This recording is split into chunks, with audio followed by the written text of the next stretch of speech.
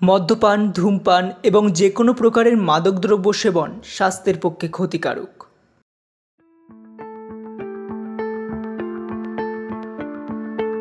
কুইটজেল ফিল্মসে আপনাদের সকলকে স্বাগত। দেশ বিদেশের নানান লেখকদের রোমাঞ্চকর কিছু কাহিনী দিয়ে সাজানো আমাদের এই বিশেষ নিবেদন রাইটার্স চয়েস। আজ শুনবেন হেমেন্দ্র কুমার রায় রচিত জয়ন্ত মানিকের অ্যাডভেঞ্চার সিরিজের ছোট গল্প একখানা উল্টে পড়া চেয়ার। হেমেন্দ্র কুমার রায়ের জন্ম 2রা সেপ্টেম্বর 1888 সালের কলকাতায়। বাংলা সাহিত্যপ্রেমিকদের কাছে তিনি পরিচিত বিমল কুমার ও জয়ন্ত মানিকের স্রষ্টা হিসেবে। আজকের গল্পের প্রধান চরিত্রে রয়েছে জয়ন্ত, সদাশিববাবু, তিনকড়িবাবু, হরিহরবাবু, যদুবাবু ও মানিক। গল্প পাঠে শ্রীমতী নবনীতা ব্যানার্জি। সূত্রধর আমি সৌপ্তিক দে। শুরু হচ্ছে একখানা উল্টে পড়া চেয়ার।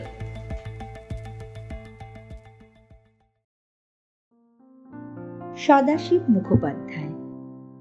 যখন জয়ন্ত ও মানিককে গোয়েন্দা বলে কেউ জানত না, তিনি তখন থেকেই তাদের বন্ধু। জমিদার মানুষ, বাস করেন শিবপুরের গঙ্গার ধারের মস্ত এক বাড়িতে। জয়ন্ত ও মানিক আজ তার কাছে এসেছে সান্ধ্যভোজের নিমন্ত্রণ রক্ষা করতে। তখনও সন্ধ্যার শাক বাজেনি। সদাশিববাবুর সাজানো গোছানো লম্বা চওড়া বৈঠকখানায় বসে জয়ন্ত ও মানিক গল্প করছে সকলের সঙ্গে। সকলে মানে সদাশিববাবু ও তার কয়েকজন প্রতিবেশী বন্ধু। তারা আকৃষ্ট হয়েছেন ভুরিভোজের লোভে নয়, জয়ন্তর নাম শুনেই। জয়ন্তর মুখে তার কোনো কোনো মামলার কথা শুনবেন, এই তাদের আগ্রহ। কিন্তু জয়ন্তর আগ্রহ জাগ্রত হচ্ছে না নিজের মুখে নিজের কথা ব্যক্ত করবার জন্যে। ভদ্রলোকেরা তবু নাছোড় বান্দা। তাদের মধ্যে সবচেয়ে কৌতূহলী হচ্ছেন আবার তিনকড়িবাবু। তিনি সদাশিববাবুর বাড়ির খুব কাছেই থাকেন। আগে কোনো এক সরকারি অফিসে কর্মচারী ছিলেন, এখন কাজ থেকে অবসর গ্রহণ করেছেন। বয়স 60 পার হয়েছে, বিপত্নিক ও নিঃসন্তান। অবশেষে অনুরোধ উপরোধের ঠেলায় পড়ে জয়ন্ত বলতে বাধ্য হলো, আচ্ছা, তাহলে এমন কোনো মামলার কথা বলতে পারি যেখানে আমি ব্যর্থ হয়েছিলাম? তিনকড়িবাবু বললেন, না না, তাও কি হয়? আমরা আপনাদের সফলতার ইতিহাসই শুনতে চাই। ব্যর্থ মামলা তো অসমাপ্ত গল্প মশাই, কি? জয়ন্ত শেষটা নাচার হয়ে বললে, মানিক, আমাকে রক্ষা করো ভাই। আমি নিজের গুণকীর্তন কিছুতেই করতে পারবো না। তুমি না হয় ওদের 2-1টা মামলার কথা শোনাও। তাই হলো। জয়ন্তর কাহিনী নিয়ে মানিক ঘণ্টা 2 সকলকে মাতিয়ে রাখলে। তারপর সদাশিববাবু ঘোষণা করলেন, আর নয়, এবারে খাবার সময় হয়ে গেছে। আসর ভাঙল। কিন্তু খেতে বসতে না বসতেই আকাশ বলে ভেঙে পড়ি।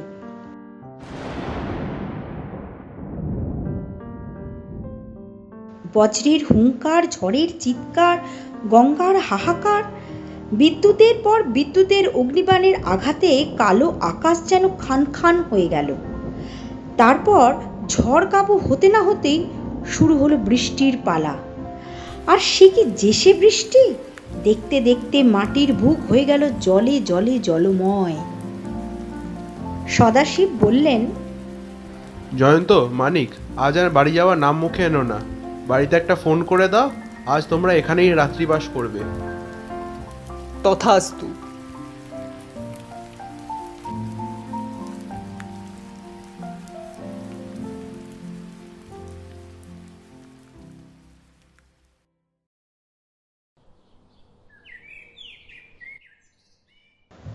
সকালে সদাশিব বললেন, যাওয়ার আগে চা পান করে যাও। মানিক বললে, সাধু প্রস্তাব। অনতিবিলম্বে চায়ের সঙ্গে এলো আরও কিছু কিছু, এবং চায়ের পেয়ালায় দু একটা চুমুক দিতে না দিতেই হন্তদন্তের মতো ছুটে এসে তিনকড়িবাবু বললেন, মশাই, আমার সর্বনাশ হয়েছে। সদাশিববাবু বললেন, ব্যাপার কি তিনকড়িবাবু? চোরে আমার 20,000 টাকা নিয়ে পালিয়েছে। জয়ন্ত বললে, থানায় খবর পাঠিয়েছেন? পাঠিয়েছি তো, পুলিশ এখনো আসেনি, কিন্তু পুলিশ আসবার আগে আপনাকে আমি চাই। আমাকে? আগে হ্যাঁ, পুলিশের চেয়ে আমার আপনার উপরই বেশি বিশ্বাস। আমাকে মাফ করবেন, এ সমস্ত সাধারণ চুরির মামলা নিয়ে আমি মাথা ঘামাতে চাই না। পুলিশ অনায়াসে এরকম মামলায় কিনারা করতে পারে। তিনকড়ি করুণ স্বরে বললেন, সদাশিববাবু, আমার মতন লোকের কাছে এ চুরি সাধারণ চুরি নয়। ওই 20,000 টাকার দাম আমার কাছে কত তা তো আপনি জানেনই ভালো করে। আপনি দয়া করে আমার জন্য জয়ন্তবাবুকে একটু অনুরোধ করুন না। বেশ তো, আমারও ইচ্ছা জয়ন্ত। ব্যাস ব্যাস, আর বলতে হবে না। তোমার ইচ্ছে কি সেটা আমি খুব ভালো করে বুঝতে পারছি, কিন্তু নিমন্ত্রণ খেতে এসে চুরির মামলা নিয়ে জড়িয়ে পড়বার ইচ্ছে আমার মোটেই নেই। বরঞ্চ তিনকড়িবাবুর মুখে চুরির বিবরণ শুনে ঘটনাস্থলে একবার চোখ বুলিয়ে আসতে পারি, কিন্তু তার থেকে বেশি আমি কিছুই করতে পারবো না। তিনকড়ি আশান্বিত হয়ে বললে, আমার পক্ষে তাই যথেষ্ট।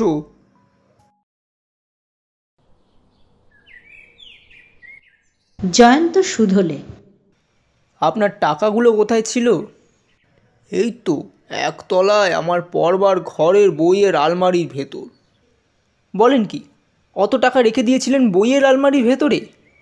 দোতলার ঘরে আমার লোহার সিন্দুক আছে বটে, কিন্তু বছর 4 আগে একবার চোর এসে সিন্দুক থেকে 3,000 টাকা নিয়ে গেছিল। তাই তার ভিতরে আর দামি কিছু রাখতে ভরসা হয় না। টাকাগুলো ব্যাংকে জমা রাখেননি কেন? হ্যাঁ, তাই তো রেখেছিলাম জয়ন্তবাবু, কিন্তু গেল বছর ভিতরে ভিতরে খবর পাই আমার ব্যাংক লাল বাতি জ্বালবার আয়োজন করছে। তাড়াতাড়ি টাকা তুলে আনলুম, আর তারই দিন 6 পর ব্যাংক দরজা বন্ধ করল। অনেক হতভাগ্যের সর্বনাশ হলো। ব্যাপারটা দেখে আমি এমন নার্ভাস হয়ে গেলুম যে টাকাগুলো আর কোনো ব্যাংকে জমা রাখতে পারলুম না। আপনার বাড়িতেই যে এত টাকা আছে এ খবর আর কেউ জানতো? না না, আমি তো কাউকে এই টাকার সম্বন্ধে বলিনি। কিন্তু ব্যাংক থেকে যে আপনি টাকা তুলে এনেছেন এটা তো অনেকেই জানে। হ্যাঁ, তা জানে বটে। আর নতুন কোনো ব্যাংকে আপনি টাকা জমা রাখেননি, এ খবরটাও তো কেউ কেউ রাখতে পারে। তাও পারে, কিন্তু চোর কেমন করে জানবে যে এত জায়গা থাকতে আমি বইয়ের আলমারির ভিতরেই অত টাকা লুকিয়ে রেখেছি? তিনকড়িবাবু, এ চোর হচ্ছে সন্ধানী। সে কেমন করে আপনার পড়বার ঘরে ঢুকেছে? সেটা খালি আমার পড়বার ঘর নয়, আমার বৈঠকখানাও বটে। তার দক্ষিণ দিকে হাত আষ্টেক চওড়া আর বাঁশের বেড়া দিয়ে ঘেরা একটুখানি জমি আছে। তারপরেই সরকারি রাস্তা। চোর সেই বেড়া টপকেই এসেছে। প্রথমে খড়খড়ির পাখি তুলে ফাঁক দিয়ে আঙুল গলিয়ে জানলা খুলেছে। তারপর কোনো তীক্ষ্ণ অস্ত্র বা বাটালি দিয়ে একটা গড়াদের গোড়ার দিককার কাঠ খানিকটা কেটে ফেলে গড়ারটাও সরিয়ে ফেলেছে। তারপর ঘরে ঢুকে নিজের চাবি দিয়ে আলমারি খুলে টাকা নিয়ে সরে পড়েছে।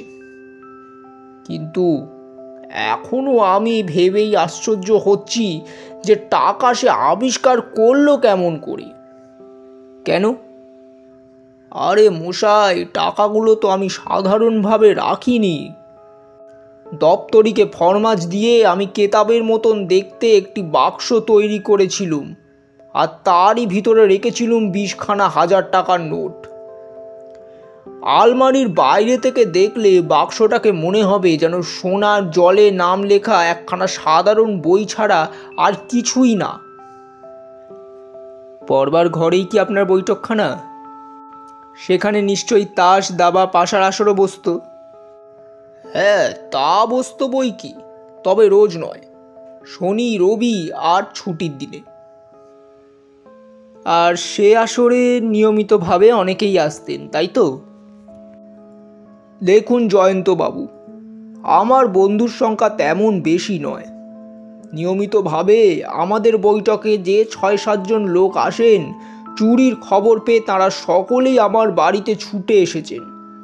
আপনি সেখানে গেলেই তাদের দেখতে পাবেন। বেশ, তবে তাই হোক। পুলিশের আগে আমিই একবার ঘটনাস্থলে যাই।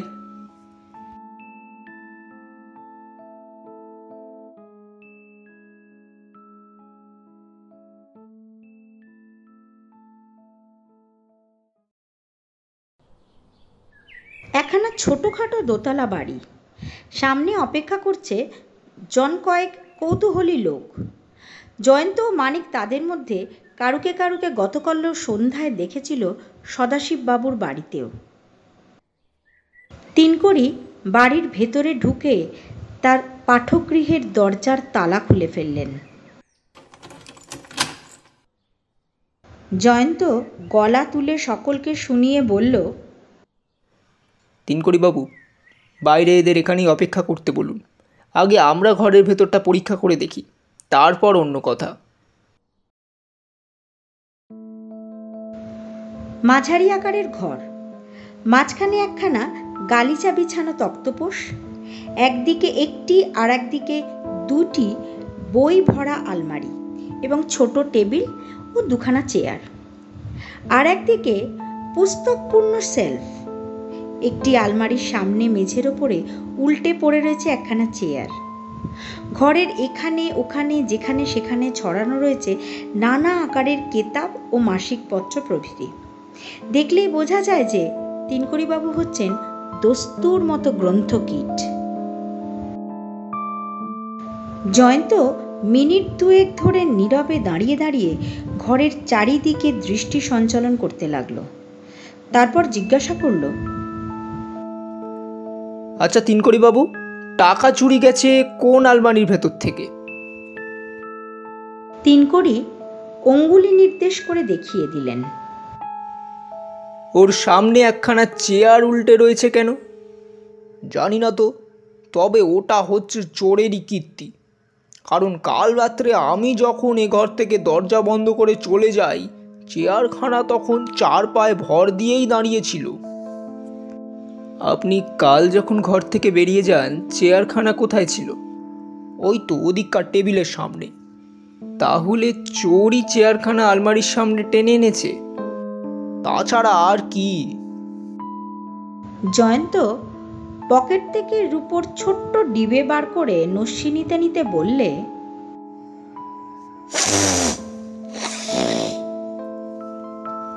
বটে, আপনার সেই জাল কেতাবে পুরে আসল নোটগুলো আলমারি কোন তাকে রেখেছিলেন? মানে জাল কেতাব? হ্যাঁ হ্যাঁ, জাল কেতাব, অর্থাৎ কেতাবের মতো দেখতে কিন্তু কেতাব নয়। ও আচ্ছা আচ্ছা আচ্ছা, বুঝতে পেরেছি। সেই কেতাব বাক্সটা ছিল আলমারির সবচেয়ে উপরের তাকে। যা ভেবেছি ঠিক তাই। বলতে বলতে জয়ন্ত আলমারির কাছে এগিয়ে গিয়ে দাঁড়ালো। তারপর আলমারিটা পরীক্ষা করতে করতে আবার বললে, আচ্ছা, এই আলমারির কলে যে চাবিটা লাগানো রয়েছে সেটা কার, আপনার? আগে না, ওটা নিশ্চয়ই চোরের সম্পত্তি। তাহলে তো এ চোর পেশাদার চোর নয়। কি করে বুঝলেন? পেশাদার চোরের কাছে প্রায় চাবির গোছা থাকে, এরকম একটি মাত্র চাবি থাকে না। এখানে চোর এসেছিল একটি মাত্র চাবি নিয়ে, তার মানে সে জানতো এই একটি মাত্র চাবি দিয়েই সে কেল্লা ফতে করতে পারবে। যদি বলেন সে এতটা নিশ্চিত হয়েছিল কেন, তবে তার উত্তর হচ্ছে সে আগে থাকতেই যে কোনো সুযোগে এই আলমারির কলে একটা মোমের বা অন্য কিছু ছাঁচ তুলে নিয়ে বিশেষ একটি চাবি করে তবে এখানে এসেছিল। আসলে চুরি তার ব্যবসা নয়, এ চাবি পরে তার কোনো কাজে লাগবে না, তাই চাবিটাকে সে এখানেই পরিত্যাগ করে প্রস্থান করেছে। তিনকড়িবাবু, ওই জানলাটার একটা গরাদ নেই কেন? চোর কি ওইখান দিয়েই ঘরের ভেতরে প্রবেশ করেছিল? আজ্ঞে হ্যাঁ। জয়ন্ত জানলাটার সামনে গিয়ে দাঁড়ালো। তারপর জানলাটা ভালো করে পরীক্ষা করে ফাঁক দিয়ে গলে বাইরে গিয়ে লাফিয়ে পড়ল। মাটির ওপরে হুমড়ি খেয়ে বসে কি পর্যবেক্ষণ করলে? তারপরে উঠে বললে, এই মানিক, কাল রাত্রে কখন বৃষ্টি থেমেছিল তুমি তো জানো? মানিক বললে, হ্যাঁ, আমি জেগেই ছিলাম তখন। বৃষ্টি থেমেছিল ওই রাত 2টোর সময়। তাহলে এখানে চোরের আবির্ভাব হয়েছে রাত 2টোর পর। সদাশিব সুদ হলেন। একথা কেমন করে জানলেন? খুব সহজেই। ভিজে মাটির উপরে রয়েছে কয়েকটা স্পষ্ট পায়ের দাগ। নিশ্চয়ই চোরের পদচিহ্নই হবে। কালকে প্রবল বৃষ্টিপাতের ভিতরে চোর এখানে এলে সব পায়ের দাগ ধুয়ে মুছে যেত। হ্যাঁ, পায়ের দাগেও বেশ বিশেষত্ব আছে। কী বিশেষত্ব? না না, সেটা যথাসময় প্রকাশ্য। বলতে বলতে জয়ন্ত আবার জানলার ফাঁক দিয়ে গলে ঘরের ভিতরে এসে দাঁড়ালো। তিনকড়িবাবু, একটা কথা জিজ্ঞাস্য আছে। আজ্ঞে হ্যাঁ, করুন না। আচ্ছা, আপনি কি আলমারির ভেতর থেকে কেতাবখানা মাঝে মাঝে বের করতেন? হ্যাঁ, করতুম। দেখতুম নোটগুলো যথাস্থানে আছে কি না। তখন নিশ্চয়ই ঘরের ভেতরে আপনি একাই থাকতেন? সে কথা জিজ্ঞেস করাই বাহুল্য। জানলার ভিতর দিয়ে বাইরের দিকে তাকিয়ে জয়ন্ত নিজের মনে কি ভাবতে লাগলো কিছুক্ষণ। তারপর শুধালে, আচ্ছা বলছি, রাস্তার উপরে যে লাল রঙের বাড়ি রয়েছে ওটা কার বাড়ি? ওই বাড়িতে থাকেন যদুবাবু, আমার এক বিশেষ বন্ধু। আর তার পাশে ওই হলদে বাড়িখানা? মাধববাবু, তিনিও আমার বিশেষ বন্ধু। আচ্ছা, অনেকক্ষণ থেকে লক্ষ্য করছি একটি ছোটোখাটো ভদ্রলোক বারবার দরজার উপাস থেকে উঁকিঝুঁকি মারছেন। উনি কে? আমিও দেখেছি। ওরই নাম যদুবাবু। যদুবাবুও জয়ন্তের প্রশ্ন শুনতে পেলেন। দরজার সামনে এসে তিনি বললেন, জয়ন্তবাবু ক্ষমা করবেন, হ্যাঁ, আমি আবার কৌতূহলী মানুষ, কৌতূহল সম্বরণ করতে পারি না। কে না জানে আপনি হচ্ছেন সেই আশ্চর্য জাদুকর গোয়েন্দা। আজ এখানে এসে আবার কী জাদু সৃষ্টি করেন তাই দেখার জন্যই তো আমি আগ্রহী। ব্যাপারটা এতটাই স্পষ্ট যে কোনো জাদু সৃষ্টি করার দরকার নেই। আমার যা জানবার তা তো জেনেছি। এখন আপনারা সকলেই ঘরের ভেতর আসতে পারেন। তাই নাকি? তাই নাকি? বলতে বলতে ও হাসতে হাসতে সর্বপ্রথমে ঘরের ভেতরে পদার্পণ করলেন যদুবাবু। ছোট্টখাট্ট বললেই তার চেহারা বর্ণনা করা যায় না। ভগবানের দয়ায় তিনি বামন হতে হতে বেঁচে গিয়েছেন, কারণ তার দেহের দৈর্ঘ্য 4.5 ফুটের চেয়ে বেশি নয়। অঙ্গপ্রত্যঙ্গ সেই অনুসারে মানানসইও, যদিও তার দেহখানি ছোটোর ভেতরে দিব্যি নাদুস নুদুস। যদুবাবুর পরে দেখা দিলেন মাধববাবু। দস্তুর মতোই দশাশই চেহারা, উচ্চতা তো 6 ফুটের কম হবে না। এলেন আরও জনা চারেক ভদ্রলোক। তিনকড়ি একে একে সকলের সঙ্গে জয়ন্তের আলাপ করিয়ে দিয়ে বললেন, আমার তাস দাবা খেলার সাথী হচ্ছেন এরাই। জয়ন্ত মুখে কিছু বললে না, কেবল একবার করে চোখ বুলিয়ে প্রত্যেকের মাথা থেকে পা পর্যন্ত দেখে নিলে। মাধববাবু বললেন, বলেন কি জয়ন্তবাবু, ব্যাপারটা এখনই আপনার কাছে স্পষ্ট হয়ে উঠেছে? আগে খুব স্পষ্ট। তো আমরা তো স্পষ্ট কিছুই দেখতে পাচ্ছি না। এখানে কাল রাতে চুরি হয়ে গেছে। তাই তো শুনছি। তাহলে ব্যাপারটা কি স্পষ্ট বোঝা যাচ্ছে না? চোর কে? সেটা আমি কি করে জানবো? সেটা পুলিশ এসে আবিষ্কার করবে। আমি এখানে চোর ধরতে আসিনি, আপনাদের মতো মজা দেখতে এসেছি। যদুবাবু আপত্তি করে বললেন, আমরা এখানে মজা দেখতে আসিনি, বন্ধুর দুঃখে সহানুভূতি জানাতে এসছি। মাধববাবু বললেন, আমরা ভেবেছিলাম আপনি যখন এসেছেন তখন চোর ধরা পড়তে আর কোনো দেরি নেই। জয়ন্ত হাসতে হাসতে বলল, পুলিশ যদি চোরকে ধরতে পারে তাহলে দেখবেন চোর আপনার মতো মাথায় 6 ফুট উঁচু নয়। মাধববাবু সবিস্ময় বললেন, বলেন কি, কেমন করে জানলেন? সে কথা বলবার সময় এখনো আসেনি। আরে ওই তো পুলিশ এসে গেছে।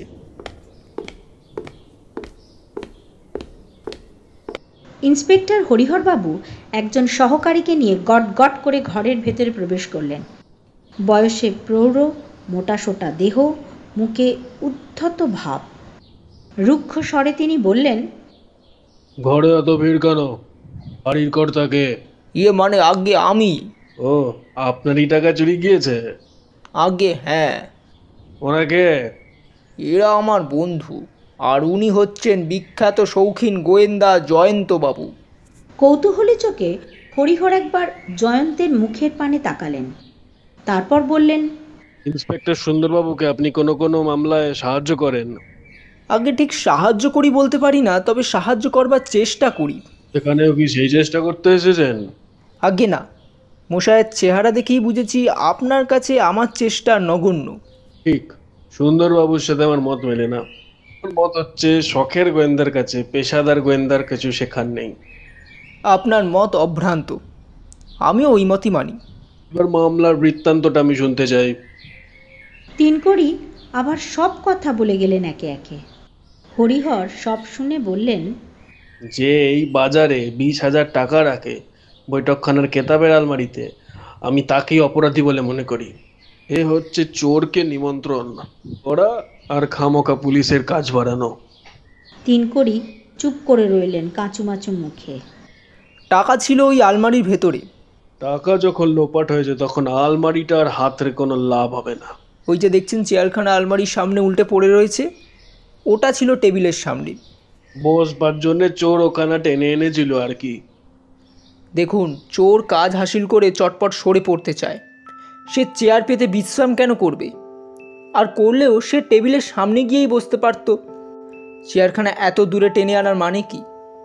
বিশ্রাম করার জন্য এখানে একঢালা বিছানাও রয়েছে, তবে চেয়ার নিয়ে টানাটানি কেন?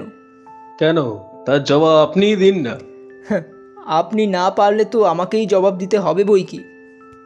না, জবাব শোনার জন্য আমার কোনো আগ্রহই নেই। ও আলমারির কলে একটা চাবি লাগানো আছে দেখছি।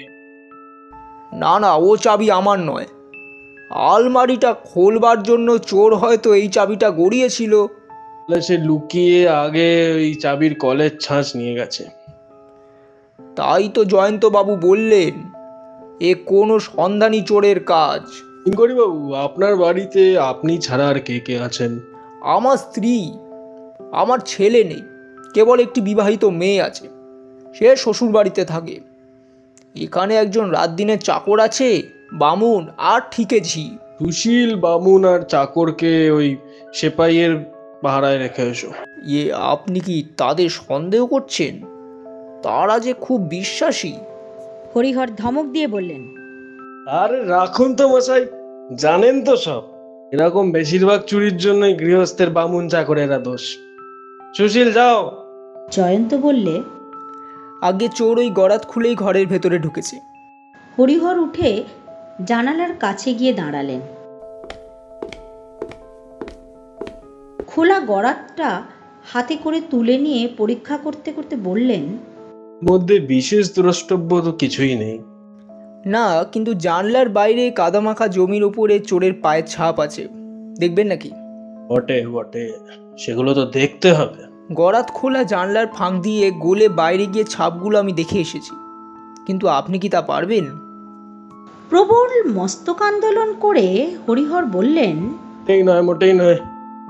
ওইটুকু ফাঁক দিয়ে আমার গতর মোটেও গলবে না। গতর গলবার জন্য গোটা একটা দরজার ফাঁক দরকার। ওই জমিতে যাওয়ার জন্য জায়গা আছে তো? আসুন আসুন।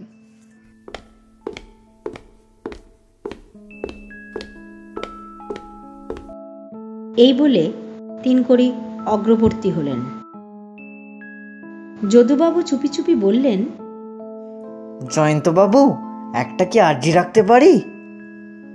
হ্যাঁ নিশ্চয়ই, বলুন না। আমি গোয়েন্দা গল্প পড়তে ভারী ভালোবাসি, কিন্তু সত্যিকারের গোয়েন্দারা কেমন করে কাজ করে তা কখনো দেখিনি।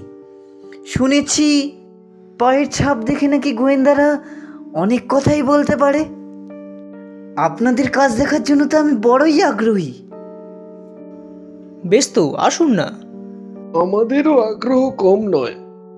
মাধববাবু বললেন। আপনারা সবাই আসুন।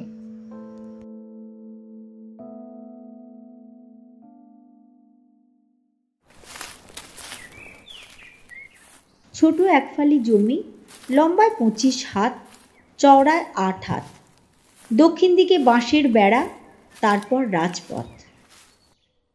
হরিহরের আগে জয়ন্ত সেই জমির ওপরে গিয়ে দাঁড়ালো, তার পেছনে পেছনে যদুবাবু এবং আর সবাই। জমির সব জায়গায় তখনও ভিজে। জয়ন্ত বললে,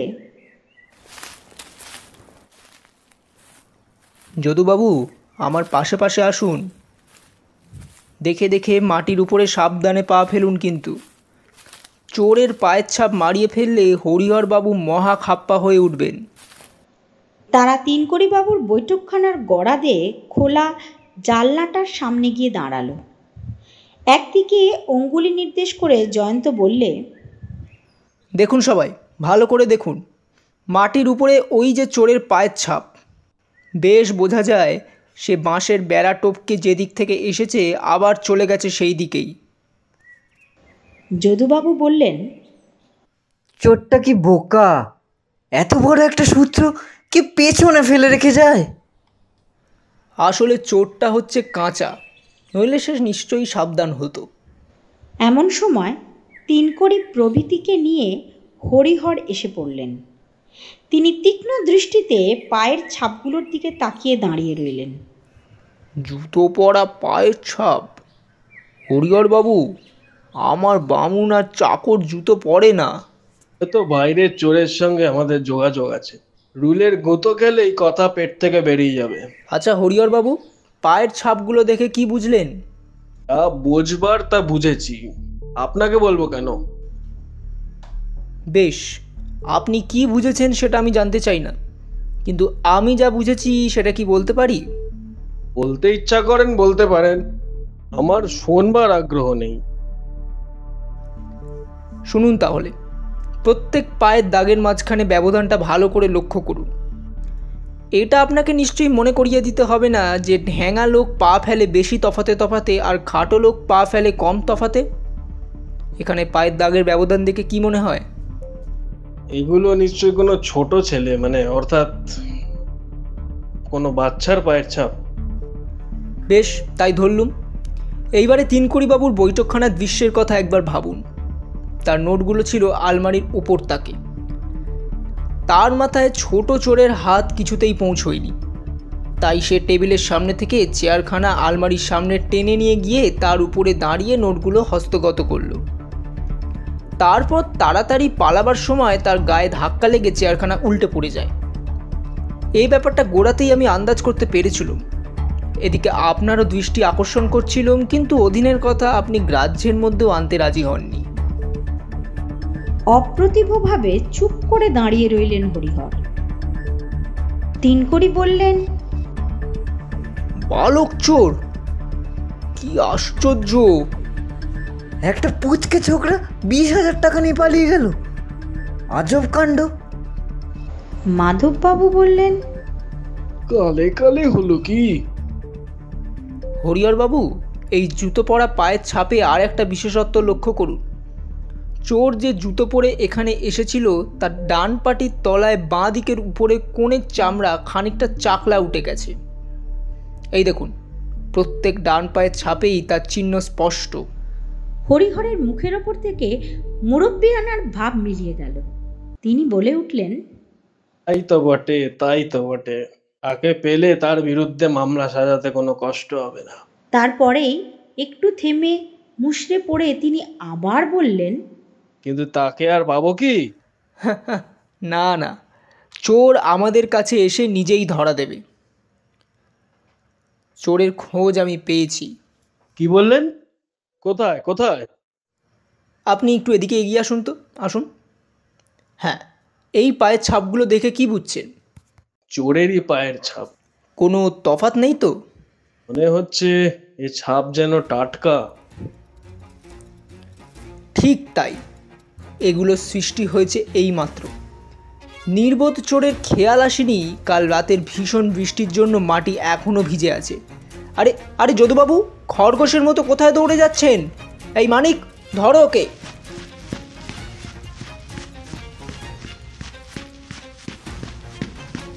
সকলে বিপুল বিস্ময় দেখলে যদুবাবুর বামন অবতারের মতো অতি খর্ব দেহখানি দৌড় মেরেছে তীব্র বেগে বাঁশের বেড়ার দিকে। কিন্তু বেড়া টপকাবার আগেই মানিক তাকে ছুটে গিয়ে গ্রেফতার করে ফেললেন। তিনকড়ি বিস্মিত স্বরে বললেন, এ কি যদু, তুমি কার ভয়ে পালিয়ে যাচ্ছিলে? পুলিশের ভয়। এখনই ওর বাড়ি খানা তল্লাশ করলে আপনার 20,000 টাকার সন্ধান পাওয়া যাবে। তিনকড়ি একথা যেন বিশ্বাস করতে পারলেন না। ফ্যাল ফ্যাল করে যদুবাবুর মুখের পানে তাকিয়ে রইলেন।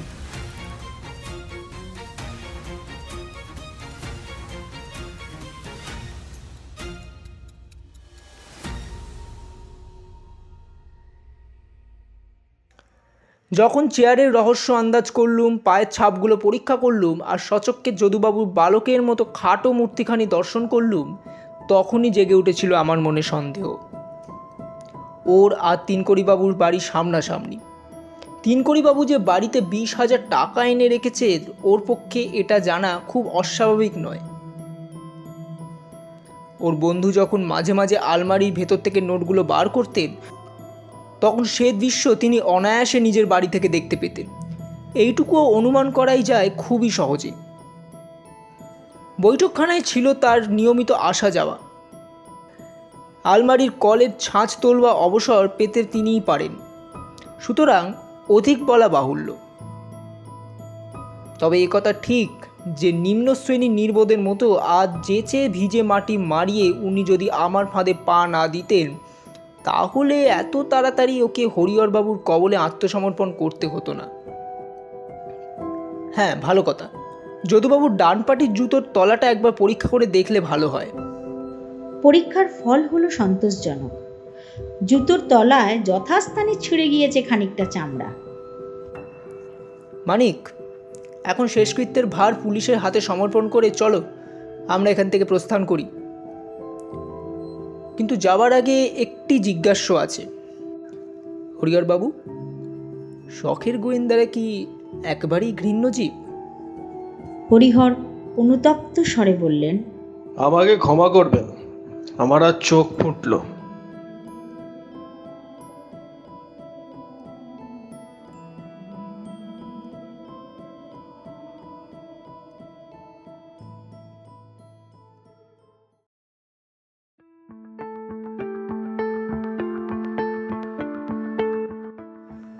শুনছিলেন হেমেন্দ্র কুমার রায় রচিত জয়ন্ত মানিকের অ্যাডভেঞ্চার সিরিজের ছোট গল্প একখানা উল্টে পড়া চেয়ার। গল্প পাঠে শ্রীমতী নবনীতা ব্যানার্জি, জয়ন্ত ও তিনকড়িবাবুর ভূমিকায় সৌপ্তিক দে, মানিকের ভূমিকায় সম্ভব তালুকদার, সদাশিববাবুর ভূমিকায় শ্রামান চক্রবর্তী, হরিহরবাবু ও মাধববাবুর ভূমিকায় রোহিত দত্ত, যদুবাবুর ভূমিকায় স্বাগত বাসু, সাউন্ড ডিজাইন, এডিট ও পর্ব পরিচালনায় সৌপ্তিক দে, পোস্টার ডিজাইন স্বাগত বাসু। আমরা আরও একটি রোমাঞ্চকর গল্প নিয়ে ফিরে আসব খুব শীঘ্রই। অসংখ্য ধন্যবাদ আমাদের সাথে থাকার জন্য।